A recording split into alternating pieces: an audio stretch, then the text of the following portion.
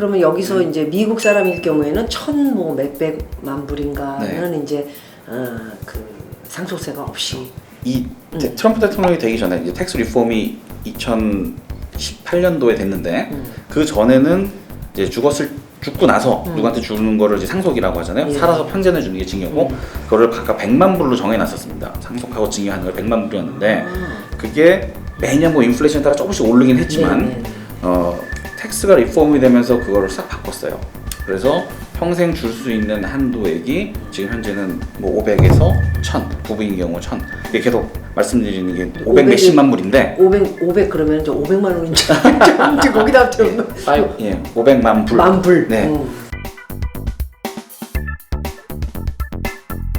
안녕하세요. 오늘은 엄기욱 회계사님 사무실에 제가 직접 왔습니다.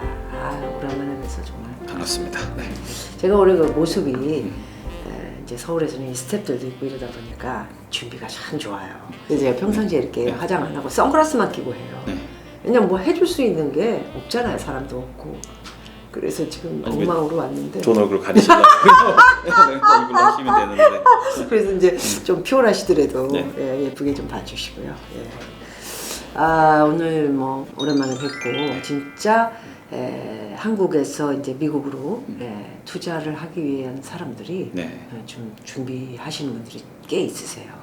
왜냐하면 뭐 여기서는 뭐 애국자들이 워낙 많으셔서 보다시피 좀 정세가 너무 혼란스럽고 그런 분들 그리고 또 사실 뭐 증여라든가 그 다음에 유산세, 상속세 뭐 이런 것들이 우리나라가 좀 난 굉장히 높다고 보고 있어요. 그래서 그런 것들도 오늘 좀 풀어서 얘기를 좀 해주시고요. 정확하게. 그리고 먼저 이제 첫 번째 질문은 준비해서 오는 사람들은 이제 그 부동산을 정해서 계약금을 10% 놓고 이제 한국 가가지고 계약서를 가지고 그것으로 이제 신고를 후에 은행에서 이제 돈을 바꿔서 나머지 돈을 이제 미국으로 가지고 들어오는데 그 과정에서 이제 에스크로라는 회사에서 거기다가 돈을 킵해서 이제 잔금을 치르는데 등치득세가 한국은 상당히 높습니다. 그래서 올해는 문재인 씨가 더 등치득세를 올리고 내년에는 뭐 또 더 올린다. 세법이 이렇게 바뀌면서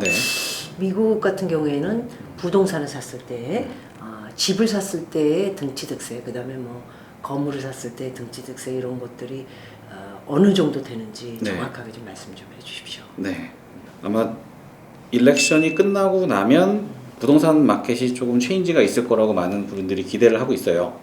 그래서 뭐 좀 올라갈 수도 있고 떨어질 수도 있지만 어쨌든 어떻게 갈 수 있으니 아마 떨어진다면 부동산 미국에서 취득할 수 있는 좋은 기회가 될 수 있을 것 같아서 저희가 요즘에 들어서 한국에서 미국에 부동산 투자하시겠다는 문의를 굉장히 많이 받고 실제로 그런 일을 많이 처리하고 있는데 미국에서 부동산을 사고 미국에 돈이 들어오는 거는 미국이 워낙 튼튼하고 자본주의가 잘 발달이 된 나라이기 때문에 일단 돈이 들어오는 거는 미국에서는 항상 환영합니다.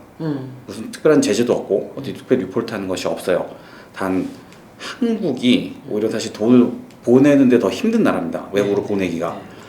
그래서 한국에서 실제 투자를 하기 위해 미국에 투자하기 위해서 하는 일반적인 방법은 사실은 개인이 가져오는 것보단 미국의 어떤 법인을 만들어서 그 법인에 투자를 해서 그 법인이 미국 부동산을 취득하는 이런 방법을 주로 취하고 있습니다. 아까 취득세 물어보셨는데 미국은 취득세라고 하는 부분은 높지 않아요. 이게 미국이 이제 50개 다른 주가 있지만 각 주마다 그 취득세에 대한 조금 틀리긴 한데 뭐 없는 주도 있고 0.3% 내지는 1% 정도의 취득세를 그 사는 밸류에 따라서 매기게 됩니다. 그래요? 0.3 정도 있는 데는 어느 지역인가요? 뭐 테네시, 저희가 한 것 중에 테네시, 뭐 플로리다 이런 지역은 좀 적고요. 텍사스 이런 주들은 뭐 오히려 더 높고 그렇습니다.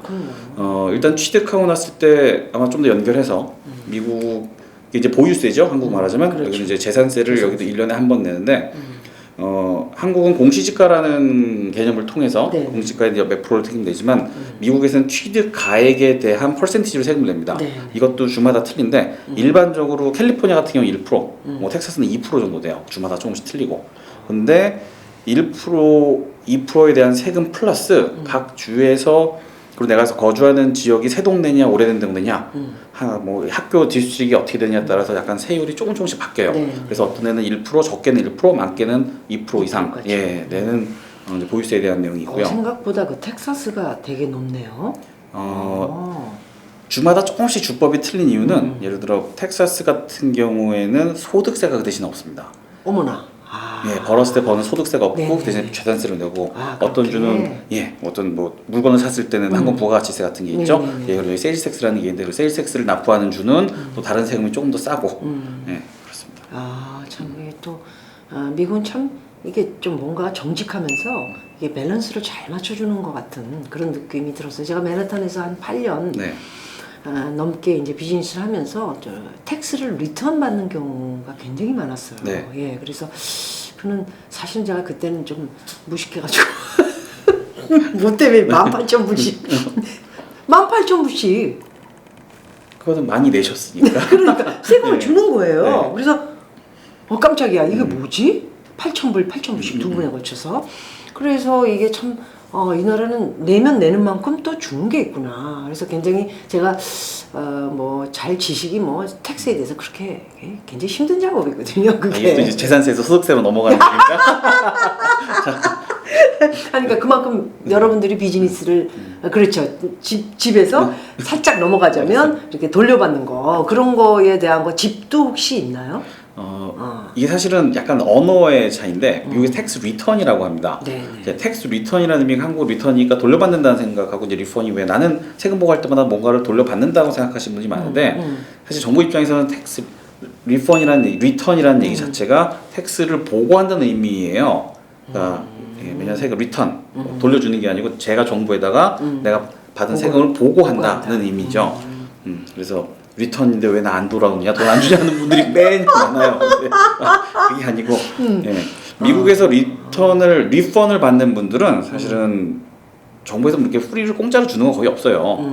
돈을 준다는 얘기는 계산하고 오는데 아마 18,000원 받으신 거는 아마 다른 종류의 세금을 이미 한 몇만 많이 내시고 나중에 낸 거에서 빼고 정산하고 돌려준 거예요. 그러니까 내가 낸 걸 돌려받은 거고 미국에서 돈을 돌려받는다는 거는 사실 저소득층 그러니까 그것도 미국이라는 세법 시스템이 돈을 못 버는 사람을 도와주진 않아요. 돈을 못 버는 사람은 안 도와주고 그냥 그대로 살아라. 근데 돈을 막 열심히 일하는데 내가 가족을 부양할 사람이 많아요. 애가 있고 뭐 어린 자녀가 있고 와이프가 있고 이러면은 돈을 막 도와줍니다. 그래서 어느 정도까지 돈을 많이 벌면 그때부터 또 줄여요. 주는 금액을. 그래서 무상으로 돈을 받는다는 거는 애가 자녀가 많고 돈을 적게 버는 저소득층에 해당이 되는 얘기고요. 그거 이외에는 대부분 세금 다 내죠. 그럼요. 세금 열심히 내죠. 예. 참 미국의 나라가 그런 게 참 잘 돼 있는 것 같아요. 예, 시스템이. 그래서 없는 분들을 비롯해 또 버는 액수 대비 나가는 비용이 가족을 위해서 많은 경우에 또 돌려받는 거 그런 거 참 잘 돼 있어서 살기가 좋다라는 것을 이미 오래전에 느끼긴 했어요. 저한테는 뭐 별로 그렇게 큰 도움이 된 건 없지만 그래서 그렇다면은 이제 아까 말씀하신 대로 이제 그 집을 사거나 건물도 그렇습니까? 등취득세가 없나요? 예. 부동산은 여기는 사실 크게 상업용과 거주용을 나누는 게 아니고 이제 부동산이냐 동산이냐 이렇게 나누는 거기 때문에 부동산은 대부분 나는 세율이 비슷합니다. 그러면 어떤 걸 사든 뭐 500만 불 그러면 우리나라 돈으로 한 57, 8억. 네. 그것도 등취득세가 없이 그냥 물건을 건물이 속한 부동산이 속한 도시 그리고 도시 좀 더 크게 카운티 좀 더 크게 이제 주정부 이렇게 나눠지는데 각 시스템이 조금씩 틀립니다. 그래서 이걸 일괄적으로 얘기할 수는 없고요. 내가 취득하는 도시 어떤 도시는 취득세 자체가 없고 어떤 도시는 취득세가 높고 같은 주안이더라도 취득세가 있어요? 어떤 곳은? 있습니다. 취득세가 없는 게 아니고 낮은 거죠. 낮은 거. 네, 낮은 거죠. 한국처럼 취득세율이 아까 말씀드린 것처럼 어떤 데는 0.3%, 어떤 데는 0.5%, 어떤 데는 1% 이게 딱 정해진 게 아니고 도시마다 예를 들어서 이 도시는 여긴 0.1%인데 여기는 0.2%를 차지하고. 그럼 0.1은 굉장히 없는 거예요, 사실. 근데 이제 그게 이제 각 도시 그리고 지역 지구 주가 각각 차지하는 레이시 틀리다 보니까 그걸 다 컴바인해서 합쳐서 내는 세율이 정해지는 거죠. 그럼 간단하게 해서 지금 가장 선호하는 데가 이제 LA, 그다음에 맨하탄, 뉴욕, 그다음에 이제 하와이. 그다음에 이제 많이 몰려 있는 아이비리그 이제 학교를 원하는 유학파들을 샌프란시스코를 이렇게 갑자기 샌프란시스코 얘기하니까 또 머리에 또 쥐가 나네. 또 워싱턴, 보스턴 뭐 이렇게 하는데 지금 중점적으로 봤을 때 제가 한국인들이 많이 모여 있는 제2의 한국이라고 할 수 있는 이곳 100만이 네네. 넘는 그죠? 네네. 분들이 사는 이곳이 일단은 여기에는 부동산이 등취득세는 없는 것으로. 아니, 취득세 없는 것이 아니고 네. 아니 대부분 한 0.5%에서 그렇죠. 취득세가 그러니까 여기는 이제 트랜스퍼 텍스라고 부릅니다. 그 말씀의 취득세를 0.5%에서 한 1.25 정도까지 예, 그 사이 레인지가 들어갑니다. 1.2요? 지역마다 틀려요. 아까 말씀드린 것처럼 미국을 전체로 따졌을 때 맞아요. 그리고 또 뉴욕이나 이런 도시는 좀 더 취득세가 비싸고 네. 저 물건을 사게 되면 이제 그 저희가 브로커나 변호사 맨하탄 같은 경우에는 뉴욕 같은 경우 변호사가 일도 하시고 이렇게 쭉 뭐 얼마나 가고 얼마나 가고 이렇게 종이가 나와요. 그래서 사실은 저는 설명할 적에 등취득세는 한 100불 정도 내면 50만 불짜리 살 때 네. 등취득세가 거의 없다 볼 수 있다 이렇게 얘기를 했었는데 네. 100만 불짜리면은 이제 10억이 넘는 네. 12억이 좀 안 되는 건데 그럴 네. 경우에는 그러면 한 2, 3천 불 정도가 취득세로 내는 경우가 100만 불에 있는 거죠. 0.3% 정도면 3,000불 정도 되는 거죠. 예. 그렇죠.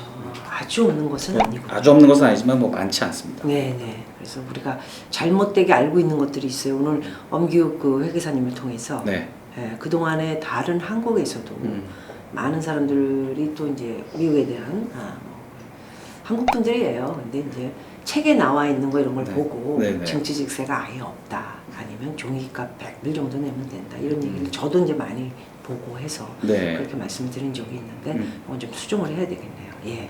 그 이제 미국은 이제 소위 말해서 상속세 그리고 증여세에 대해서 어떻게 되는지 정확하게 좀 말씀해 주세요. 현재는 그렇고 지금 소문으로는 바이든이 되게 되면은 이제 뭐 법을 바꾼다. 부동산들이 굉장히 걱정하고 있더라고요.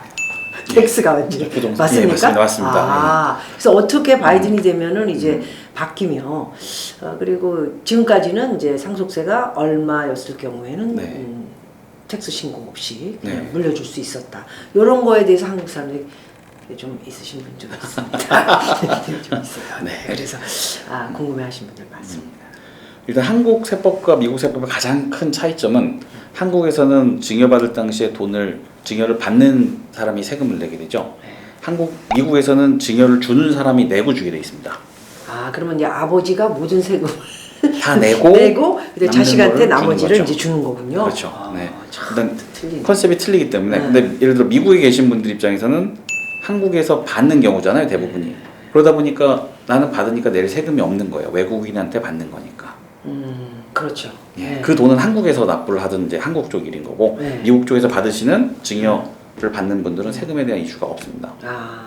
그러면 여기서 이제 미국 사람일 경우에는 뭐 몇백만 불인가는 이제 그 상속세가 없이 트럼프 대통령이 되기 전에 이제 텍스 리폼이 2018년도에 됐는데 그 전에는 이제 죽고 나서 누구한테 주는 거를 이제 상속이라고 하잖아요. 살아서 편제해 주는 게 증여고 그거를 각각 100만 불로 정해놨었습니다. 상속하고 증여하는 걸 100만 불이었는데 그게 매년 뭐 인플레이션에 따라 조금씩 오르긴 했지만 텍스가 리폼이 되면서 그거를 싹 바꿨어요.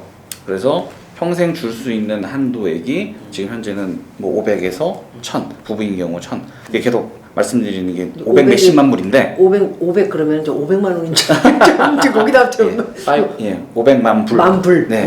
500 몇십만 불. 계속 올라가고 있습니다. 그래서 이제 어떤 certain 기간이 되면 아예 어떤 해는 상속세라는 게 없어지는 해가 생기고요.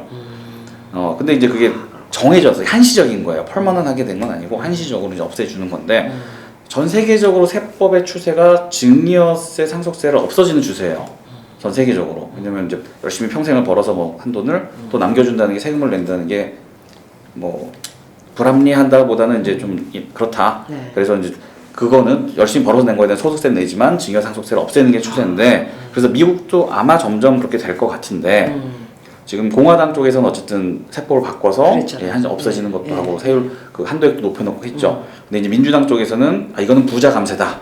이건 부자들만을 위한 거기 때문에 이거를 아마 민주당이 잡게 되면 이걸 없애거나 낮출 수 있는 확률은 찬스는 있는데 근데 어쨌든 전 세계적으로 없어질 거라고 기대하고 있습니다. 미국 쪽에서는. 그래요? 네. 그런데 이제 많은 그 지금 부동산 일하시는 분들이 굉장히 걱정하시면서 트럼프가 바이든이 되면 말씀하신 대로 지금 그분들이 알고 계신 거로는 이게 정확하게 말씀해 주시죠. 500만 불 까지 이제 상속세가 신고 안 해도 되고 지금은 이제 한 200만 불 좀 안 되게 계속 올라가고 있으니까요. 그러니까요. 그런데 이제는 이제 바이든이 되면은 그건 이제 다 까부시고 500만 불까지는 봐주는데 그 500만 불이 넘어가면은 다시 100만 불로 내려갈 겁니다. 아, 일단 현재 지금의 세법상에서는 쭉 올라가다가 어느 한 세가 상속세가 없어진 해가 생기고 그리고 나서 다시 100만 불로 떨어지는데 그 전에 아마 세법이 다시 바뀌지 않을까. 또 그렇게요. 그럼 뭐 찬스가 있는 거네요. 예. 어찌됐든 굉장히 그 미국 현대가 자기 재산에 대한 것을 정말 잘 지킬 수 있는 여러 가지 방법이 있더라고요. 그리고 이렇게 여러분들 뭐 잘 아셔야 할 게 변호사라든가 이런 회계사님들, 그 다음에 뭐 부동산도 되게 중요하고 요 세 분만 잘 정말 운이 좋게 인생에 미국에 투자하시는 분들은 해외 글로벌 투자, 요게 제가 지금 계속 시리즈로 나가고 있거든요. 그래서 선택을 정말 잘 오셔서 정말 판단 잘 하시면 돼요. 물론 당연히 박미TV에서 만나 뵙고 있는 분들은 최상의 특 A급이라고 생각하시면 될 것 같습니다.